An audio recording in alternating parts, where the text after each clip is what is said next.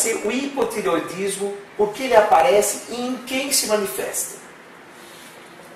Alberto, o hipotireoidismo nós sabemos hoje que compromete, estudos mostram isso, cerca de 80% dos adultos têm hipotireoidismo. 80%? Ou o que a gente às vezes também chama de tireopausa, né? E 15% das crianças. Ou seja, de cada 10 pessoas que vêm ao consultório, 8 têm isso. Por quê?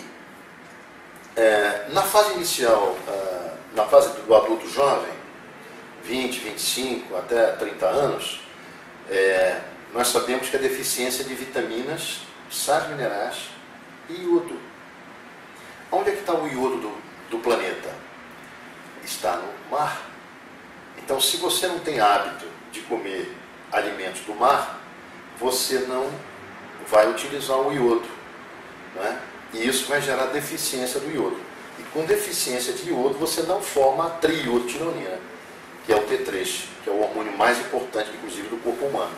E aí, quando a gente vê nos exames T3, T4, TSH, que a gente não entende absolutamente nada, você vê então o T3, é isso mesmo, E tem uma outra coisa, um dado importante da gente comentar, né?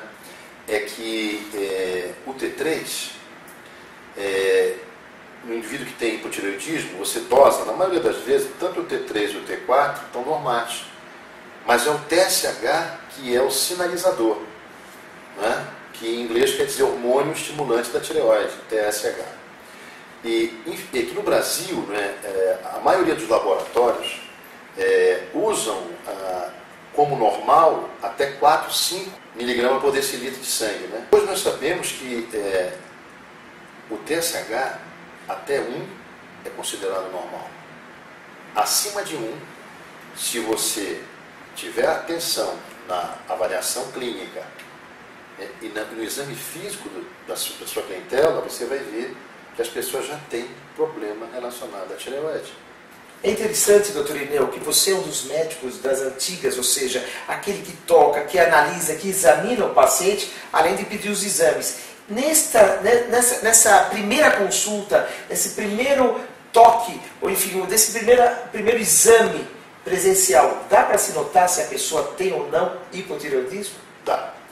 Por exemplo, se você suspeita, já olhando para o indivíduo, que ele está assim um pouquinho fora de peso, hoje nós sabemos que uma das principais causas do ganho de peso é o hipotireoidismo. Né? E que tem ainda alguns colegas que falam que o hipotireoidismo não faz ganhar peso. Tá? E milhares de trabalhos científicos mostram isso. E o que acontece? Então, quando você vê um indivíduo fora de peso, a primeira coisa que você tem que avaliar é a tireoide. Né? Porque a gente sabe que a primeira coisa, além de tudo, porque o hormônio mais importante do corpo é o T3, a triiodotironina. Né? Ele tem receptores em todas as nossas células. Né? E principalmente, estudos mostram que tem receptor principalmente no coração e no cérebro. Né? Então, se você tem deficiência de hormônio da tireoide, T3, principalmente, você vai desenvolver doenças psiquiátricas, depressão, que é a doença do século chamada, né? Síndrome do pânico. Nós sabemos hoje que é hipotireoidismo. Tem estudos comprovando isso. Então, se você trata, eu mesmo tive há 5 anos atrás, um quadro de depressão. Eu procurei alguns colegas e tal, e descobri que meus colegas desconheciam esse problema. E aí eu já vinha estudando anti-AIDS, e aí foi aí que eu entrei de cabeça nisso. Aí que é exatamente que eu pergunto, como entra o anti-AIDS no anti-envelhecimento nessa questão? O conhecimento do anti-AIDS ele foi adiante justamente conhecer com mais profundidade as causas e o tratamento, né?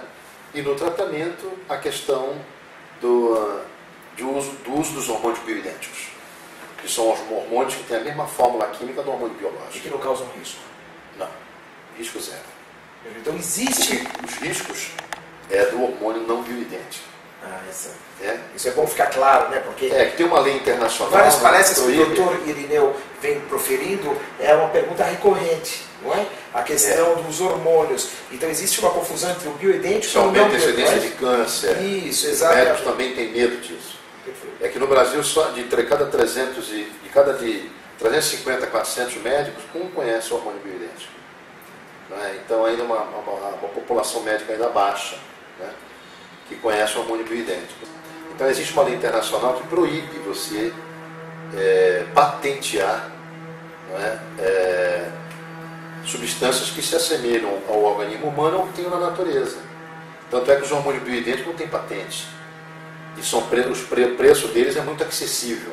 Interessante isso. É diferente, por exemplo, a indústria farmacêutica, para patentear uma droga, um hormônio, ela acrescenta um radical nesse hormônio. Não é? E isso torna um hormônio sintético não bioidêntico. Ele não tem a mesma fórmula química do biológico.